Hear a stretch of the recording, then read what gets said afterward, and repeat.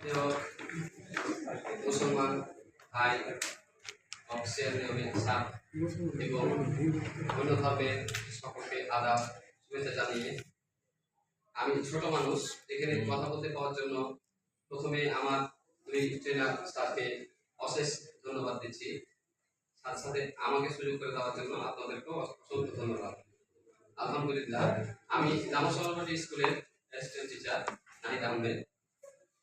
আমার গ্রুপ নাম হচ্ছে লাল। 2021 ও 22 সালের জাতীয় শিক্ষাক্রম কার্যক্রম সর্বদলীয় সকল শ্রেণীর এবং সর্বাত্মক চূড়ায় নিয়ে যাওয়ার জন্য আমাদের সরকার যে শিক্ষাক্রম ব্যবস্থা হাতে নিয়েছেন, এটা জাতির জন্য অবশ্যই মঙ্গলকর। ইনশাআল্লাহ আমরা অদূর ভবিষ্যতে ভালো পাড়ি দিয়ে আমাদের লক্ষ্য এবং গন্তব্যস্থানে পৌঁছব। এই শিক্ষা ব্যবস্থা তার আগে আমি ছোট্ট একটু গল্প বলি।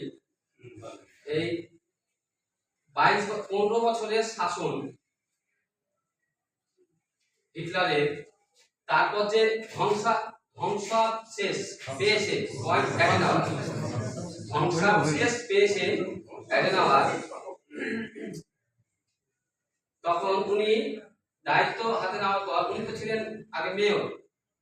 প্রথমেই যে ওয়ার্ডটি বলে গেলেন আমাদেরকে, we have the best book, the best behaviour, best news paper and best music. তো বেস্ট বিহেভিয়ার আমাদের আসে কোথা থেকে?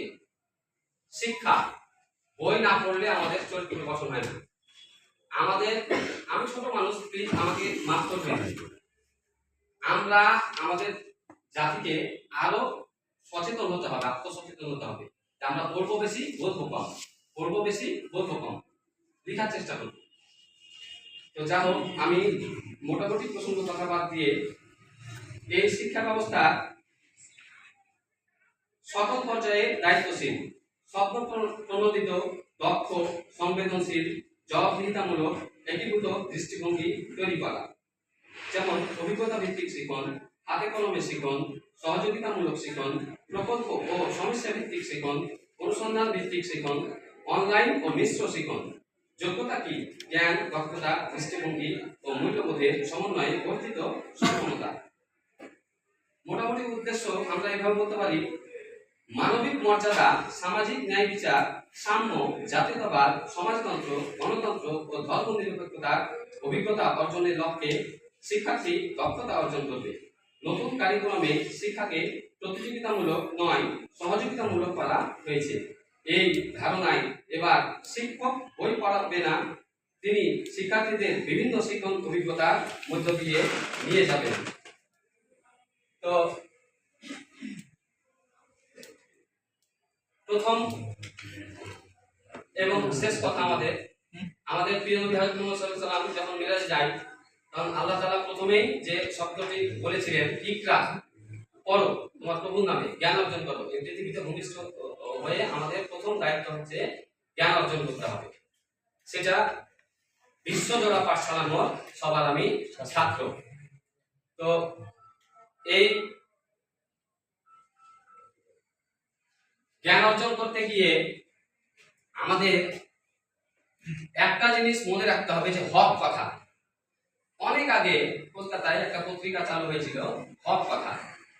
আমরা জ্ঞান অর্জন করি ঠিকই, আমরা সবই জানি, সবই বুঝি, কিন্তু মাঝে মধ্যে একান্ত আমার ছোট জ্ঞানে মনে হয় যে আমরা কি ভেসে যাচ্ছি, যেদিকে পানি সেদিকে ছাতা ধরে। তাহলে আমাদের এই যে সাজসজ্জা, প্যান্ট, শার্ট, কোট, টাই, আমাদের সাজসজ্জা, এগুলো কি সবই কমার্শিয়াল হয়ে যাচ্ছে?